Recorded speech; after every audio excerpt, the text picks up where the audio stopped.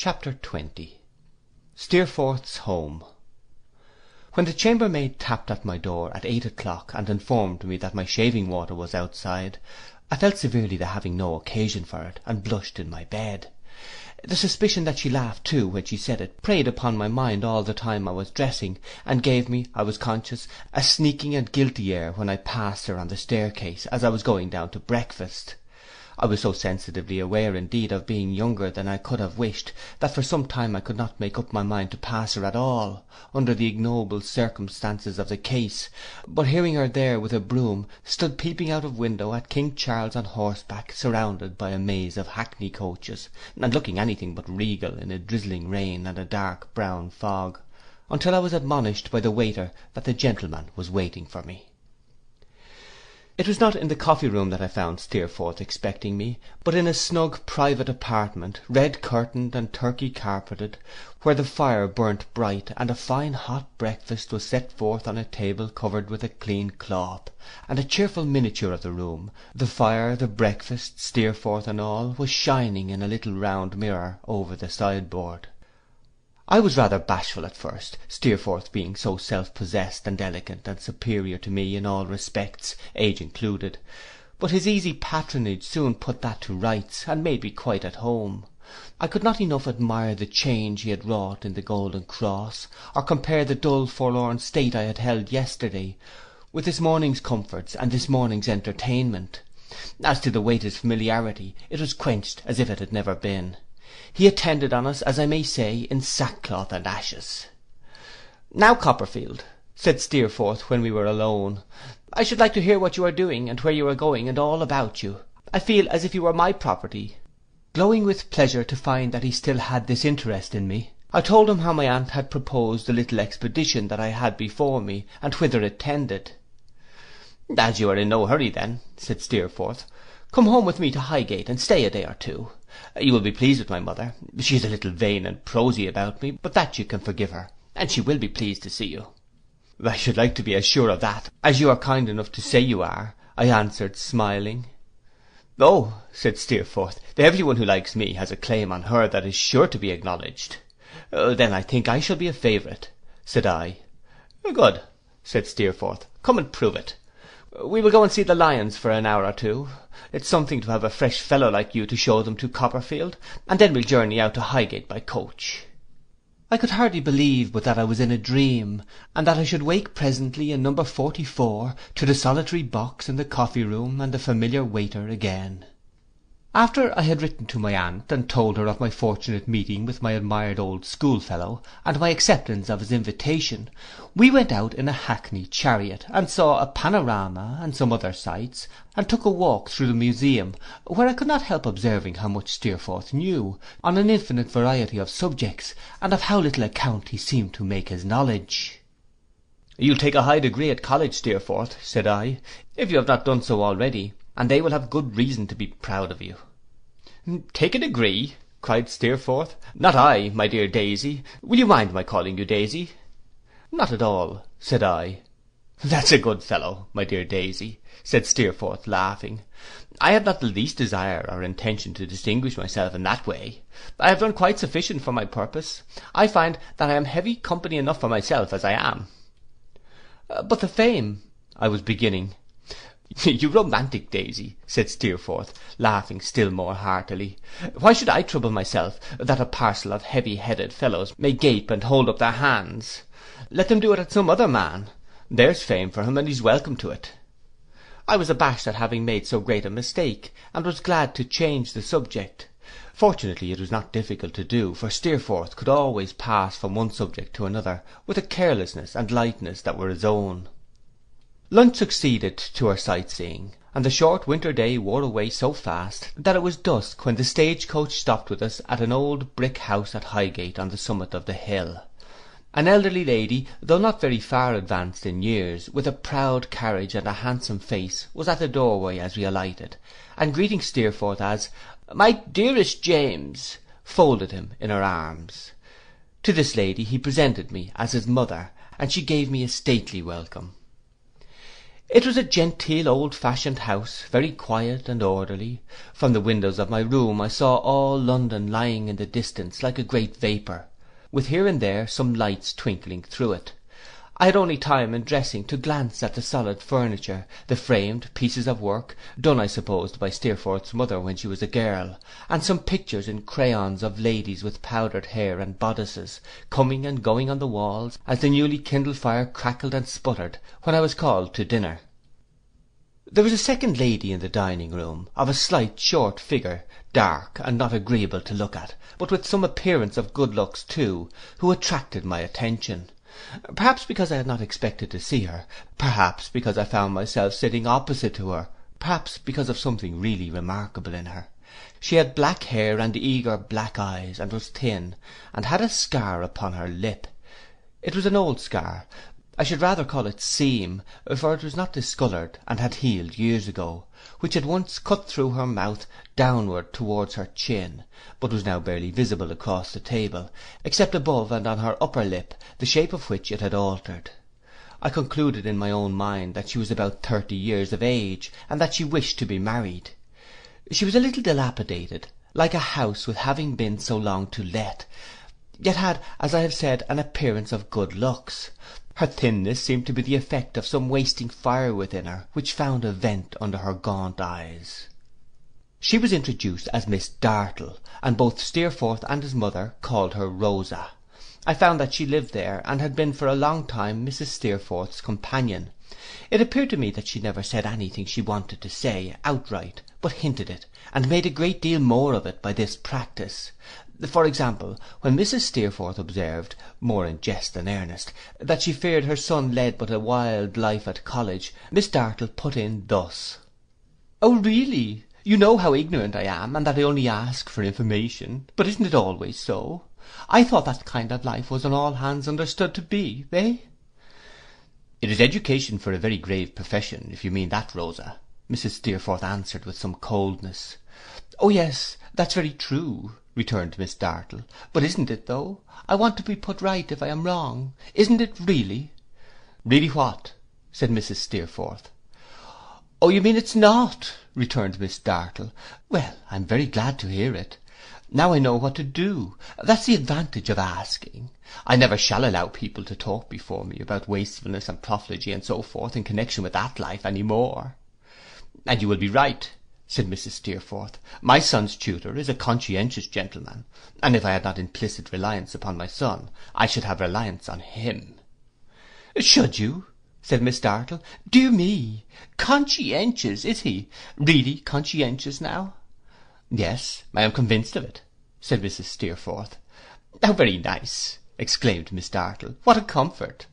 Really conscientious. Then he is not, but of course he can't be if he is really conscientious. Well, I shall be quite happy in my opinion of him from this time. You can't think how it elevates him in my opinion, to know for certain that he's really conscientious." Her own views of every question, and her correction of everything that was said to which she was opposed, Miss Dartle insinuated in the same way. Sometimes I could not conceal from myself with great power, though in contradiction even of Steerforth. An instance happened before dinner was done. Mrs. Steerforth was speaking to me about my intention of going down into Suffolk. I said at hazard how glad I should be if Steerforth would only agree to go there with me, and explaining to him that I was going to see my old nurse and Mr. Peggotty's family, I reminded him of the boatman whom he had seen at school. "Oh, that bluff fellow," said Steerforth. "He had a son with him, hadn't he?" "No, that was his nephew," I replied, "whom he adopted though as a son. He has a very pretty little niece too, whom he adopted as a daughter.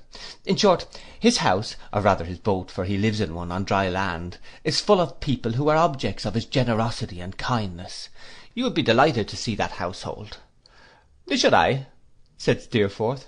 "Well, I think I should. I must see what can be done. It would be worth a journey, not to mention the pleasure of a journey with you, Daisy, to see that sort of people together, and to make one of them." My heart leaped with a new hope of pleasure, but it was in reference to the tone in which he had spoken of that sort of people that Miss Dartle, whose sparkling eyes had been watchful of us, now broke in again. "Oh, but really, do tell me, are they though?" she said. "Are they what? And are who what?" said Steerforth. "That sort of people. Are they really animals and clods and beings of another order? I want to know so much." "Why, there's a pretty wide separation between them and us," said Steerforth with indifference. "They are not expected to be as sensitive as we are. Their delicacy is not to be shocked or hurt easily. They are wonderfully virtuous, I dare say. Some people contend for that at least. And I am sure I don't want to contradict them, but they have not very fine natures. They may be thankful that, like their coarse rough skins, they are not easily wounded." "Really," said Miss Dartle, "well, I don't know now when I have been better pleased than to hear that. It's so consoling. It's such a delight to know that when they suffer they don't feel. Sometimes I have been quite uneasy for that sort of people. But now I shall just dismiss the idea of them altogether. Live and learn. I had my doubts, I confess, but now they're cleared up. I didn't know, and now I do, and that shows the advantage of asking, don't it?" I believed that Steerforth had said what he said in jest, or to draw Miss Dartle out, and I expected him to say as much when she was gone, and we two were sitting before the fire.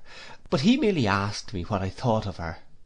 "She is very clever, is she not?" I asked. "Clever? She brings everything to a grindstone," said Steerforth, "and sharpens it, as she has sharpened her own face and figure these years past. She has worn herself away by constant sharpening. She's all edge." "What a remarkable scar that is upon her lip," I said. Steerforth's face fell, and he paused a moment. "Why, the fact is," he returned, "I did that." "By an unfortunate accident?" "No. I was a young boy, and she exasperated me, and I threw a hammer at her. A promising young angel I must have been." I was deeply sorry to have touched on such a painful theme, but it was useless now. "She has borne the mark ever since, as you see," said Steerforth, "and she'll bear it to her grave if she ever rests in one, though I can hardly believe she ever will rest anywhere. She was the motherless child of a sort of cousin of my father's. He died one day. My mother, who was then a widow, brought her here to be company to her. She has a couple of £1,000 of her own, and saves the interest of it every year to add to the principal. There's the history of Miss Rosa Dartle for you." "And I have no doubt she loves you like a brother," said I. Retorted Steerforth, looking at the fire. "Some brothers are not loved over much, and some love. But help yourself, Copperfield. We'll drink the daisies of the field in compliment to you, and the lilies of the valley that toil not, neither do they spin, in compliment of me. The more shame for me." A moody smile that had overspread his features cleared off as he said this merrily, and he was his own frank winning self again. I could not help glancing at the scar with a painful interest when we went to tea. It was not long before I observed that it was the most susceptible part of her face, and that when she turned pale, that mark altered first, and became a dull lead-coloured streak, lengthening out to its full extent, like a mark in invisible ink brought to the fire. There was a little altercation between her and Steerforth about a cast of the dice at backgammon, when I thought of her for one moment in a storm of rage, and then I saw it start forth like the old writing on the wall. It was no matter of wonder to me to find Mrs. Steerforth devoted to her son. She seemed to be able to speak or think about nothing else. She showed me his picture as an infant in a locket, with some of his baby hair in it. She showed me his picture as he had been when I first knew him, and she wore at her breast his picture as he was now. All the letters he had ever written to her she kept in a cabinet near her own chair by the fire, and she would have read some of them, and I should have been very glad to hear them too, if he had not interposed and coaxed her out of the design. "It was at Mr. Creakle's, my son tells me, that you first became acquainted," said Mrs. Steerforth, as she and I were talking at one table while they played backgammon at another.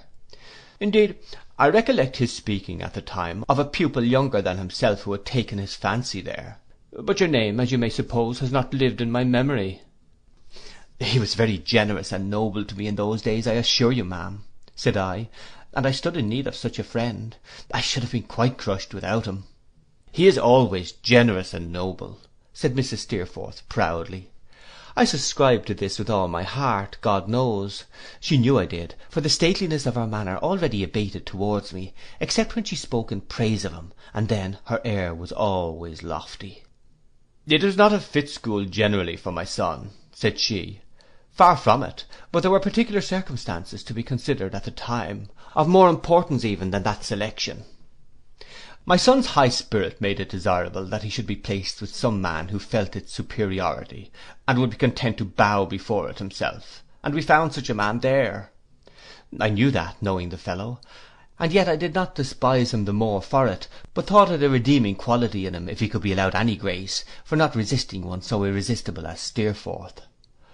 My son's great capacity was tempted on there by a feeling of voluntary emulation and conscious pride.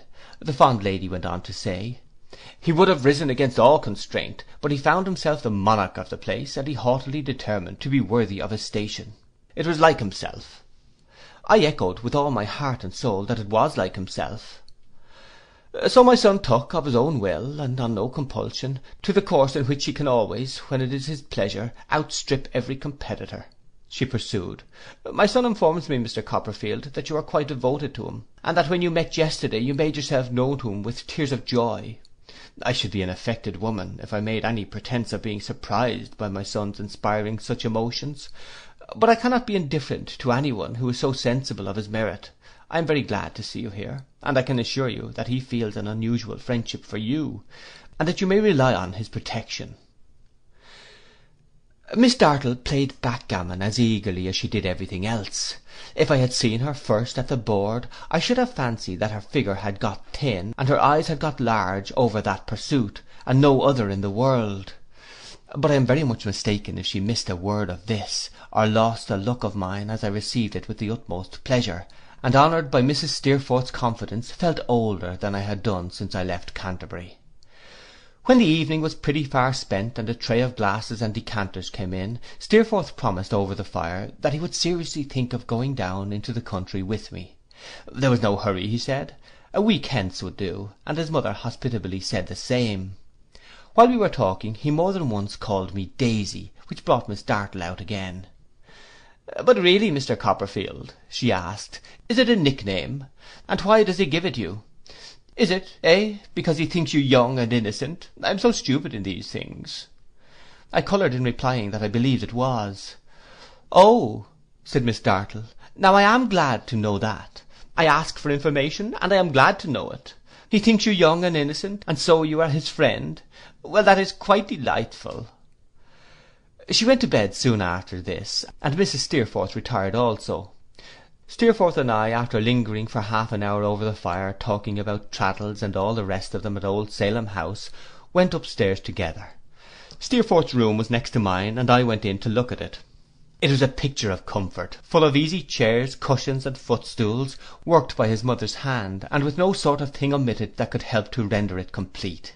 Finally, her handsome features looked down on her darling from a portrait on the wall, as if it were even something to her that her likeness should watch him while he slept.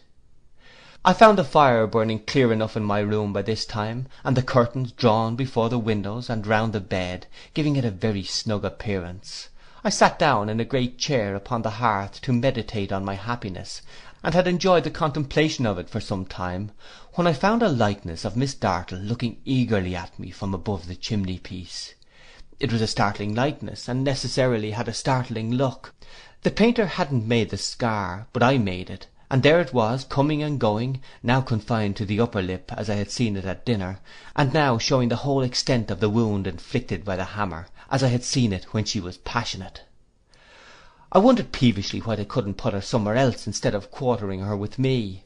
I tried to get rid of her. I undressed quickly, extinguishing my light, and went to bed. But as I fell asleep, I could not forget that she was still there, looking. Is it really, though? I want to know. And when I awoke in the night, I found that I was uneasily asking all sorts of people in my dreams whether it really was or not, without knowing what I meant. End of chapter 20.